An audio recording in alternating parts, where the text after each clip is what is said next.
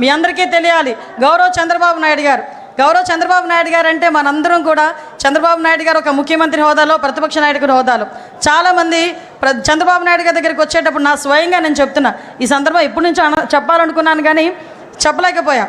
నేను కూడా చాలా సందర్భాల్లో చంద్రబాబు నాయుడు గారి దగ్గరికి వెళ్ళి చాలా విషయాలు సార్తో మాట్లాడేయాలని చెప్పి మాట్లాడడానికి వెళ్తా.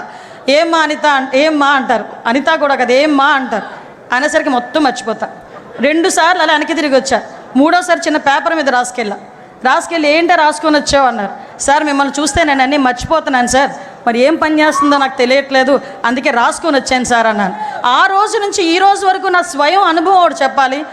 ఏం ఆరా పని చేస్తుందో తెలియదు కానీ ఆయన చుట్టూ ఒక్కసారి ఆయన రూమ్లోకి వెళ్ళేసరికి మైండ్లో అన్నీ వెళ్ళిపోతాయి.